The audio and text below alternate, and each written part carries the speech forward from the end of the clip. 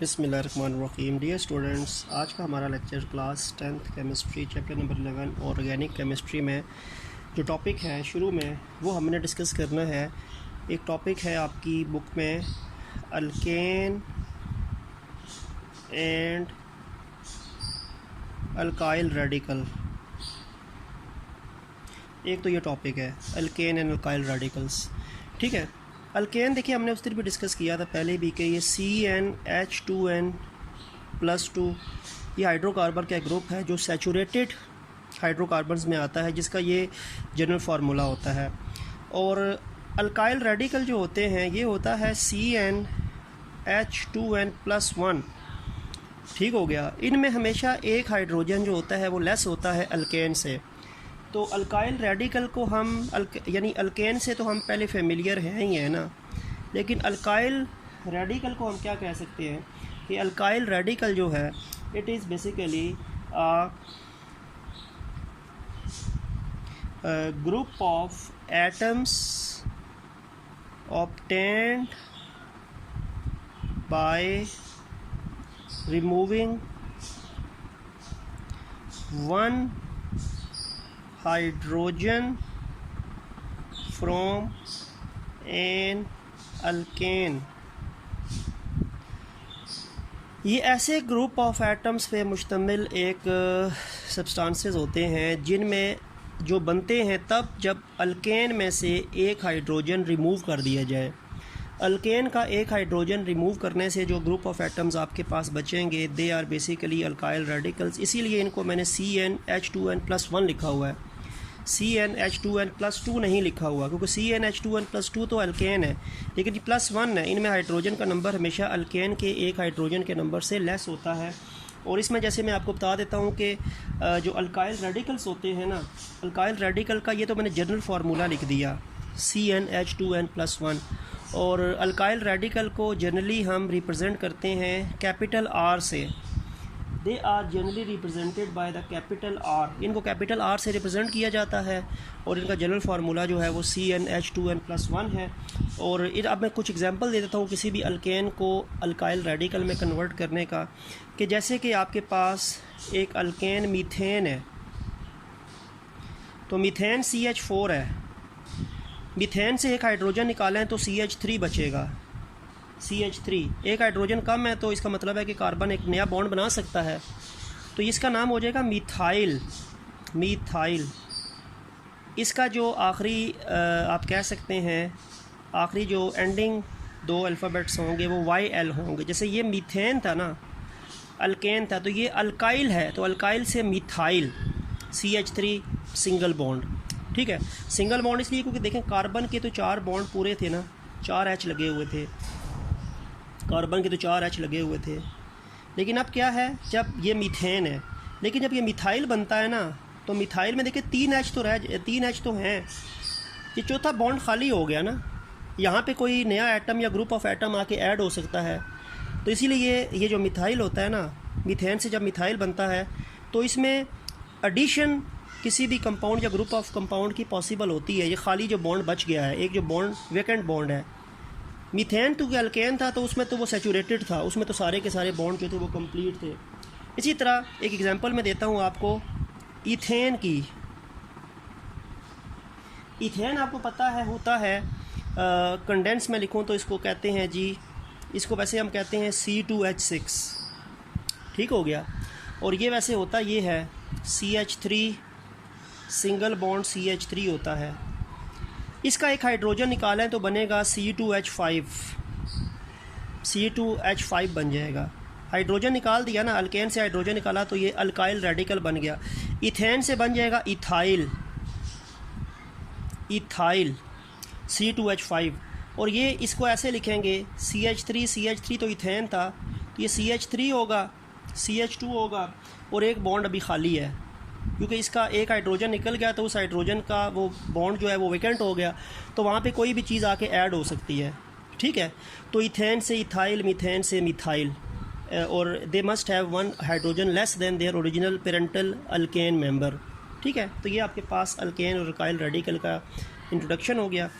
और फिर एक और चीज़ आपकी बुक में मेंशन है कि आप हाइड्रोजन तो हमने रिमूव करना है अल्केन से, उसको अल्काइल रेडिकल में कन्वर्ट करने के लिए, लेकिन हम कौन सा हाइड्रोजन रिमूव करें? वैसे तो अक्सर आखिरी जो टर्मिनल हाइड्रोजन होता है वो रिमूव होता है, लेकिन कभी कभार सेंट्रल हाइड्रोजन एटम भी रिमूव होता है। इसमें एग्जांपल आपको मैं देता हूँ प्रोपेन की। प्रोपेन से क्या बनेगा? प्रोपाइल बनेगा। प्रोपेन से प्रोपाइल बनता है, ठीक है। प्रोपेन होता है C3H8, तो प्रोपाइल होगा C3H7, एक हाइड्रोजन कम है ना। अब ये जो प्रोपाइल है ना, ये आपके पास दो तरह का बन सकता है कि मैं हाइड्रोजन कौन सी रिमूव करूं। पहले मैं प्रोपेन लिखता हूं। ये जो प्रोपेन है ना, प्रोपेन को देखो मैं कंडेंस करूं तो इसको बनता है CH3 CH2 CH3, ये प्रोपेन है, दिस इज़ प्रोपेन। अब मैं इसे प्रोपाइल बनाऊँ। अब इसे दो तरह के प्रोपाइल बन सकते हैं, C3H7 ही होंगे, लेकिन हाइड्रोजन कौन सा रिमूव होगा उसकी बात होगी। इसमें एक चीज़ तो ये हो सकती है कि CH3 CH2 CH2, मैंने ये आखिरी वाले CH3 में से एक हाइड्रोजन निकाल दिया, यानी मैंने टर्मिनल हाइड्रोजन रिमूव कर दिया। आखिरी जो हाइड्रोजन था यहाँ पे मैंने टर्मिनल हाइड्रोजन को रिमूव कर दिया, निकाल दिया। काटने का मतलब है निकाल दिया। इसका नाम होगा N प्रोपाइल। प्रोपाइल ही है C3H7, लेकिन N प्रोपाइल है, ठीक है। और एक बॉन्ड ज़री बात है खाली हो गया तो मैंने सिंगल बॉन्ड शो कर दिया। कभी कभार ऐसा होता है कि मैं इसका सेंट्रल हाइड्रोजन निकाल दूं, दरमियान से हाइड्रोजन निकाल दूं सेंट्रल एटम का। देखो आप, जैसे ये सेंट्रल एटम तो ये CH2 वाला है ना, तो ये भी तो हो सकता है CH3 वैसे ही हो, यहाँ से एक हाइड्रोजन निकाल दो तो एक बॉन्ड अकेला रह जाएगा और वो CH3 ही रहेगा। अब इसका नाम होगा आइसोप्रोपाइल। तो N प्रोपाइल वो अल्काइल रेडिकल्स होते हैं जिनका आखिरी हाइड्रोजन निकलता है। जैसे ये CH3 CH2 CH3 था, मैंने आखिरी CH3 वाले का हाइड्रोजन निकाल के CH2 कर दिया, तो वो N प्रोपाइल है, टर्मिनल हाइड्रोजन रिमूव किया। और मैं सेंट्रल का भी कर सकता था। यहाँ पे अब जब मैं सेंटर वाले हाइड्रोजन को रिमूव करूँगा तो CH बचेगा, एक बॉन्ड कार्बन का फिर भी फ्री रह जाएगा आखिर, और पहला CH3 है, दरमियान में CH रह गया। ये भी C3H7 अल्काइल रेडिकल प्रोपाइल है, ये भी C3H7 अल्काइल रेडिकल प्रोपाइल है, पर ये N प्रोपाइल हो गया और वो आइसो प्रोपाइल है। तो ये भी होता है कि आपने कौन सा हाइड्रोजन निकालना है, आपने टर्मिनल निकालना है तो ये सिचुएशन है, अगर आपने सेंट्रल निकालना है तो ये सिचुएशन है। सेंट्रल में आपके पास ये बनेगा, टर्मिनल में आपके पास ये कॉन्सेप्ट जो है वो बनेगा, ठीक है। तो आइसो टर्मिनल के लिए और आइसो जो है वो सेंट्रल के लिए, और N जो है वो टर्मिनल हाइड्रोजन के लिए आप कह सकते हैं, ठीक है। तो ये आपका अल्काइल रेडिकल और अल्केन से क्योंकि बनते हैं तो अल्केन एंड अल्काइल रेडिकल का कॉन्सेप्ट था। इसके बाद जो हमारा एक और टॉपिक है आज के लेक्चर में जो हमने डिस्कस करना है, that is also an important topic, and that topic is about classification of organic compounds. Organic compounds की क्लासिफिकेशन।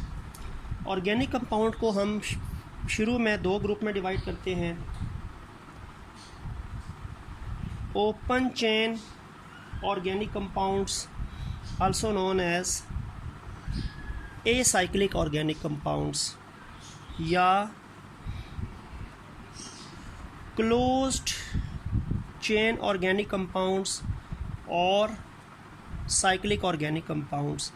तो यानी या तो ओपन चेन ऑर्गेनिक कंपाउंड्स होते हैं या क्लोज चेन ऑर्गेनिक कंपाउंड्स। ये दो बड़ी कैटेगरीज हैं, इसको मैं कैपिटल A और B से रिप्रेजेंट कर देता हूँ, ठीक है। ए साइक्लिक ओपन चेन और साइक्लिक जो है वो क्लोज चेन। इनकी फिर दो और टाइप्स हैं, ओपन चेन की दो और टाइप्स हैं। एक होता है इसमें जी स्ट्रेट चेन, और एक होता है जिसमें ब्रांच्ड चेन। स्ट्रेट चेन और ब्रांच्ड चेन, ये फिर ओपन चेन की दो कैटेगरीज़ हैं। क्लोज चेन की भी फिर दो कैटेगरीज़ हैं। क्लोज चेन की एक कैटेगरी होती है आपके पास होमोसाइक्लिक, और एक होती है हेट्रोसाइक्लिक।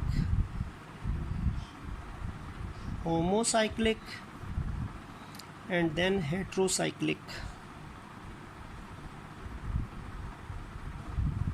ठीक है, तो यानी ऑर्गेनिक कंपाउंड्स को क्लासीफाई दो बड़े ग्रुप्स में करते हैं, ओपन चेन एसाइक्लिक या close chain cyclic. Open chain में फिर स्ट्रेट चेन और ब्रांच चेन दो ग्रुप्स हैं, क्लोज चेन में फिर दो ग्रुप्स हैं, होमोसाइक्लिक या हेट्रोसाइक्लिक। अब सबसे पहले हम आते हैं जी ओपन चेन में, जो पहली कैटेगरी थी।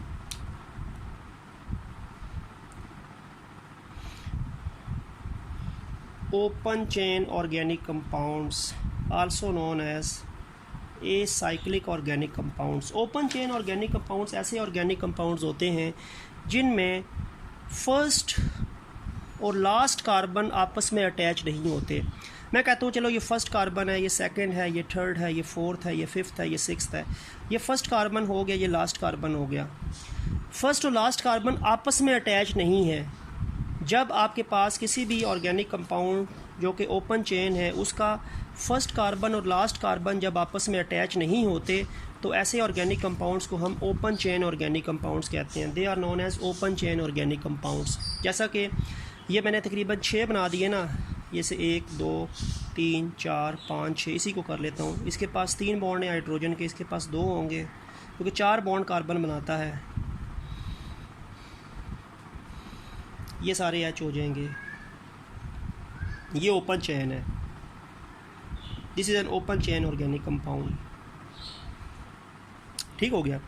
CH3 CH2 CH2 CH2 CH2 CH3 hexane, ये ओपन चेन ऑर्गेनिक कंपाउंड है क्योंकि इसमें फर्स्ट और लास्ट कार्बन आपस में डायरेक्टली अटैच नहीं है, तो इसको हम ओपन चेन ऑर्गेनिक कंपाउंड्स कहेंगे। ठीक है, अच्छा, और ये ओपन चेन ऑर्गेनिक कंपाउंड के अंदर भी ये कैटेगरी आ सकती है। और ओपन चेन ऑर्गेनिक कंपाउंड के अंदर जो पहला पार्ट था ना, जिसको हम क्या कहते हैं, स्ट्रेट चेन, तो स्ट्रेट चेन में भी यही एग्जांपल आ जाएंगी। स्ट्रेट, सारे के सारे कार्बन जो है वो स्ट्रेटली जुड़े हुए हैं, वन आफ्टर अनदर। ठीक है, सारे के सारे कार्बन एटम जो है वो एक के बाद दूसरा, दूसरे के बाद तीसरा। कार्बन की कोई ब्रांच नहीं है। हाइड्रोजन मौजूद है ब्रांचेस की फॉर्म में, लेकिन कार्बन की ब्रांचेस मौजूद नहीं है। तो ओपन चेन ऑर्गेनिक कंपाउंड तो वो हैं कि जिसमें फर्स्ट और लास्ट कार्बन आपस में डायरेक्टली अटैच नहीं है। ठीक है जी, और ओपन चेन ऑर्गेनिक कंपाउंड्स हैं। लेकिन इसमें जो स्ट्रेट चेन्स होती हैं उसमें क्या होता है, स्ट्रेट चेन ऑर्गेनिक कंपाउंड्स में वो ऑर्गेनिक कंपाउंड्स होते हैं जिनमें carbon one after an another arrange होते हैं, कार्बन की कोई ब्रांच नहीं होती। तो ये एग्जांपल्स आपके पास ओपन चेन में भी आ सकती है, स्ट्रेट चेन में भी आ सकती है। ठीक हो गया। इसमें जो दूसरा टाइप थी ब्रांच्ड चेन। ब्रांच चेन में क्या होता है, कार्बन की एक आध ब्रांच आ जाएगी। जैसे मैं लेट्स सपोज 4 कार्बन बना दी, एक ब्रांच बना दी। अब ये कार्बन की ब्रांच बन गई ना, तो कार्बन की जब ब्रांच बनती है तो वो फिर स्ट्रेट चेन नहीं कहलाता। जैसे आप देखें आपके पास ये तो स्ट्रेट थे, लेकिन ये एक ब्रांच शाख भी बन गई है, तो ये ब्रांच चेन ऑर्गेनिक कंपाउंड है। होंगे ये भी वैसे ही, ये फर्स्ट कार्बन था, ये सेकंड था, ये थर्ड हो जाएगा, ये फोर्थ हो जाएगा, ये फिफ्थ हो जाएगा। पहला और आखिरी कार्बन आपस में अटैच नहीं है, ओपन चेन की कैटेगरी में ही आता है। लेकिन इसमें कार्बन की एक ब्रांच है। अगर ये सीधे होते तो ये ओपन चेन में स्ट्रेट चेन होते, लेकिन ये ओपन चेन तो हैं क्योंकि फर्स्ट और लास्ट कार्बन आपस में डायरेक्टली अटैच नहीं है, पर इसमें कार्बन की एक शाख बन गई है, ब्रांच बन गई है, तो इसीलिए ये स्ट्रेट चेन नहीं होंगे, ये ब्रांच्ड चेन होंगे। They are branched chain.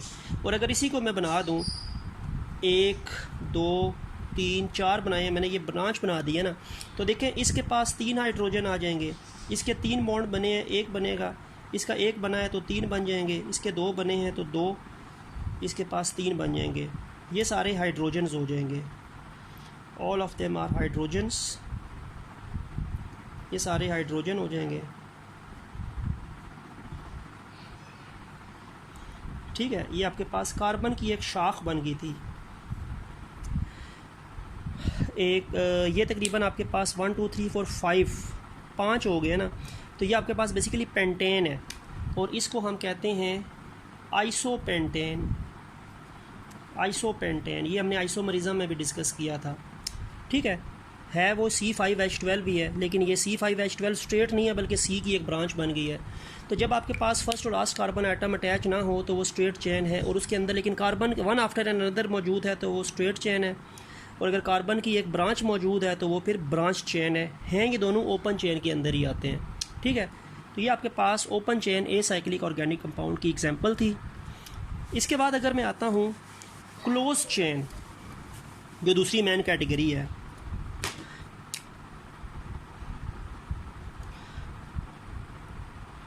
Close chain organic compounds, जिसमें आपके पास साइक्लिक जिनको हम कहते हैं, उनमें क्या होता है, फर्स्ट और लास्ट कार्बन जो होता है वो आपस, जैसे मैं कहता हूँ कि ये मैंने 3 बना दिए हैं, ये कार्बन 1 हो जाएगा, इसको कार्बन 2 कह दें, इसे कार्बन 3 कह दें। 1 फर्स्ट वाला है, 3 लास्ट वाला, तो 1 और 3rd भी आपस में अटैच है। इसी तरह इसमें ये 1 है, ये 2 है, ये 3 है, ये 4 है, तो 1 और 4 फर्स्ट और लास्ट आपस में अटैच है। कम से कम 3 से स्टार्ट होता है साइक्लिक जो है, लेकिन 4, 5, 6 आगे चलता रहता है। तो जब फर्स्ट कार्बन एटम और लास्ट कार्बन एटम आपस में अटैच हो जाएं, जैसे फर्स्ट और 4 यहाँ पे फर्स्ट और लास्ट में आते हैं, यहाँ पे फर्स्ट और 3 आपस में लास्ट में आते हैं। इसी तरह 5 कार्बन भी बन सकता है, 1, 2, 3, 4, 5। ये 1 है, ये 2 है, ये 3 है, ये 4 है, ये 5 है, और फर्स्ट कार्बन 1 है, 5 कार्बन लास्ट है, ये भी आपस में अटैच हो जाएं, तो ये भी क्लोज चेन बनेगा, साइक्लिक बनेगा। तो फर्स्ट और लास्ट कार्बन जब आपस में डायरेक्टली अटैच हो जाए तो वो क्लोज चेन ऑर्गेनिक कंपाउंड्स होते हैं, वो रिंग्स बनते हैं, साइकिल्स बनती हैं, और साइकिल कम से कम 3 कार्बन से स्टार्ट होती हैं। ठीक हो गया, ये तो आपके पास जनरल डेफिनेशन है। अब फिर इसमें 2 टाइप्स थी, होमो और हेट्रोसाइक्लिक। होमोसाइक्लिक ऐसे ऑर्गेनिक कंपाउंड है क्लोज चेन जिसमें जो रिंग्स हैं, रिंग्स में सिर्फ आपको कार्बन मिलेगी, सिर्फ कार्बन कार्बन के रिंग है। अब ये आपको रिंग्स देखें तो रिंग्स में सिर्फ कार्बन आपको नज़र आ रही हैं, इसमें भी कार्बन नज़र आ रही हैं, इसमें भी कार्बन नज़र आ रही हैं। जब रिंग्स के अंदर सिर्फ कार्बन एटम्स मौजूद हैं तो वो क्लोज चेन ऑर्गेनिक कंपाउंड्स जो हैं वो होमोसाइक्लिक कहलाएंगे। होमोसाइक्लिक या कार्बोसाइक्लिक भी कहते हैं। कार्बन से बने हुए एटम्स रिंग्स में मौजूद है ना, तो कार्बोसाइक्लिक या होमोसाइक्लिक। अब इसका नाम देखो, ये मैंने इसे 4 कार्बन मैंने बना दिए थे ना इस वाले में। अब इस कार्बन के 2 बॉन्ड बने हैं तो 2 हाइड्रोजन इसके साथ आएंगे मज़ीद, इसके भी 2 बॉन्ड बने हैं तो 2 हाइड्रोजन, इसके भी 2 बॉन्ड बने हैं तो इसके पास 2 हाइड्रोजन होंगे, इसके भी 2 बॉन्ड बने हैं तो 2 हाइड्रोजन होंगे। इसका नाम होगा 4 है तो ब्यूटेन है, इसको साइक्लोब्यूटेन कहेंगे, साइक्लोब्यूटेन, साइक्लिक फॉर्म में है ना। इसका बना लेते हैं, ये कार्बन क्लोज चेन होमोसाइक्लिक है, इसका हर कार्बन के 2-2 बॉन्ड बने हैं तो उनके साथ 2-2 हाइड्रोजन ही आएंगे। ठीक है, इसका नाम है साइक्लोप्रोपेन। प्रोपेन तो है पर साइक्लोप्रोपेन है, ये वो वाला प्रोपेन नहीं है, ओरिजिनल प्रोपेन नहीं है, क्योंकि ये साइक्लिक फॉर्म में हेट्रोसाइक्लिक क्लोज चेन में आते हैं। तो अगर रिंग्स के अंदर सिर्फ कार्बन के एटम्स मौजूद हैं तो वो होमोसाइक्लिक हैं, और उसमें फिर एग्जांपल्स हैं साइक्लोब्यूटेन, साइक्लोप्रोपेन, साइक्लोहेक्सेन, इसी तरह। और एक और एग्जांपल इसमें मौजूद है जी, बेंजीन। बेंजीन भी एक कंपाउंड है, होमोसाइक्लिक ही है, उसको हम अक्सर ऐसे लिखते हैं, इसका नाम बेंजीन है, C6H6, ये भी होमोसाइक्लिक है। अच्छा, होमोसाइक्लिक क्यों है? क्योंकि C6H6 है। अब ये बेंजीन इन डबल बॉन्ड है, डबल बॉन्ड में ये है कि आपके पास ये इसमें 6 कार्बन और 6 हाइड्रोजन होते हैं, हर कार्बन के पास 1-1 हाइड्रोजन है, और इसमें 3 बॉन्ड डबल हैं, डबल फिर सिंगल, फिर डबल फिर सिंगल फिर डबल, तो मल्टीपल बॉन्ड है, मल्टीपल और सिंगल और डबल दोनों बॉन्ड मौजूद हैं। तो 3 double bond and 3 single bonds मौजूद है, तो ये C6H6 बनेगा और इसको बेंजीन कहते हैं।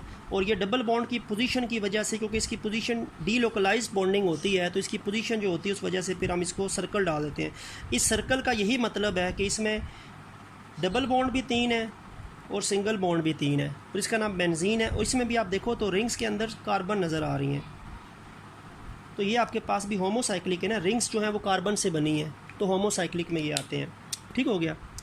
अब इसमें जो दूसरी एग्जांपल है क्लोज चेन के अंदर ही, दैट इज़ हेट्रोसाइक्लिक।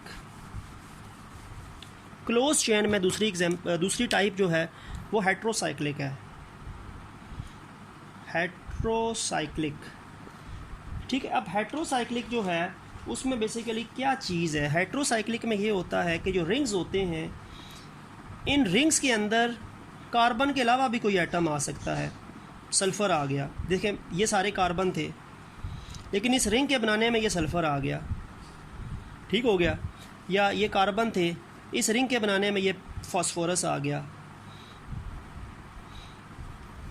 जब आपको रिंग्स के अंदर अदर देन कार्बन एटम भी मिले हैं, रिंग्स के अंदर कार्बन के अलावा भी कोई एटम अगर एग्जिस्ट करेगा तो वो क्या है, हेट्रोसाइक्लिक है।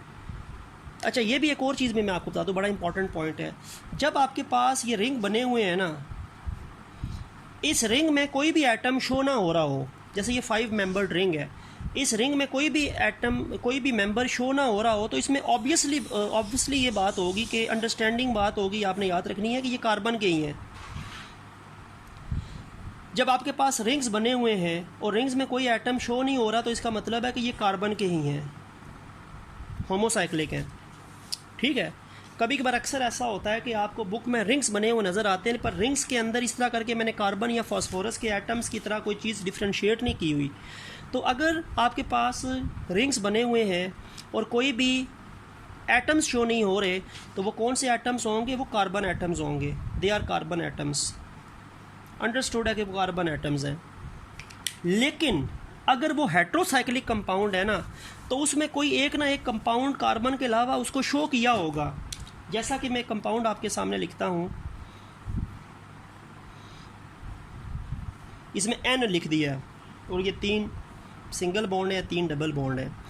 अब देखिए N लिख दिया, इसका मतलब है कि ये 6 मेंबर्ड रिंग है, तो 5 साइड्स पे कार्बन है, शो नहीं हुई तो इसका मतलब है कार्बन है, लेकिन एक साइड पे कार्बन नहीं है तो नाइट्रोजन शो होगी, और इसका नाम होता है पायरिडीन। और इसी तरह एक 5 मेंबर्ड रिंग है, इसमें 2 डबल बॉन्ड हैं, बाकी सिंगल हैं 3, और इसकी 4 साइडों पे कोई भी एटम नहीं शो हो रहा, तो वो अंडरस्टूड है कि वो कार्बन है। एक साइड पे ऑक्सीजन शो हो रही है, तो ये हेट्रोसाइक्लिक है, क्योंकि ये ऑक्सीजन शो हो रही है तो ये रिंग का हिस्सा है। इसका नाम है फ्यूरन। और एक और एग्जांपल है, इसी तरह 5 मेंबर्ड रिंग है, 2 डबल बॉन्ड है, 3 सिंगल बॉन्ड है, इसमें सल्फ़र है, इसका नाम है थायोफेन। तो ये तीनों एग्जांपल हेट्रोसाइक्लिक कंपाउंड की हैं, क्योंकि इनके अंदर जो रिंग्स बन रहे हैं, इन रिंग्स में अदर देन कार्बन एटम भी मौजूद है। देखो इसके अंदर रिंग में नाइट्रोजन मौजूद है, रिंग बनाने में ऑक्सीजन मौजूद है, रिंग बनाने में सल्फ़र मौजूद है। अगर रिंग बनाते हुए कार्बन के अलावा कोई एटम आपको मिलेगा तो वो हेट्रोसाइक्लिक है। ये 5 मेंबर्ड रिंग है, तो इसमें 4 साइड पे कार्बन ही होंगे, शो नहीं हो रहे तो वो कार्बन है, एक जो है वो सल्फ़र है। ये 6 मेंबर्ड रिंग है, तो 5 साइडों पे कोई एटम नहीं शो हो रहा, तो अंडरस्टूड है कि वो कार्बन है, लेकिन एक रिंग में नाइट्रोजन है। और इसमें भी 5 मेंबर्ड रिंग है, तो 4 रिंग्स के अंदर कोई भी एटम नहीं शो हो रहा, तो अंडरस्टूड है कि वो कार्बन है, लेकिन एक जो है वो ऑक्सीजन है। तो रिंग बनाने में अगर अदर देन कार्बन एटम भी कोई एटम रिंग बनाने में हिस्सा ले रहा है, तो वो फिर कार्बोसाइक्लिक या होमोसाइक्लिक नहीं होंगे, वो हेट्रोसाइक्लिक होंगे। उसमें एग्जांपल पायरिडीन, थायोफेन एंड फ्यूरन की है। फ्यूरन में ये एक ऑक्सीजन आ गया कार्बन के अलावा रिंग बनाने में, पायरिडीन में नाइट्रोजन आ गया कार्बन के अलावा रिंग बनाने में, थायोफेन में सल्फ़र आ गया एक्सेप्ट कार्बन रिंग बनाने में। तो इस तरह करके आपके पास ये हेट्रोसाइक्लिक कंपाउंड्स आपके पास होते हैं। तो हेट्रोसाइक्लिक और homocyclic close chain organic compounds में आते हैं, जिनको साइक्लिक कहते हैं, और स्ट्रेट चेन और ब्रांच चेन जो हैं ये आपके पास आते हैं ओपन चेन ऑर्गेनिक कंपाउंड में, जिनको हम एसाइक्लिक कहते हैं। ठीक है, तो ये टाइप्स हैं ऑर्गेनिक कंपाउंड्स की। तो उम्मीद है कि आपको इसमें अंडरस्टैंडिंग होगी। तो नेक्स्ट लेक्चर तक के लिए अल्लाह हाफिज़।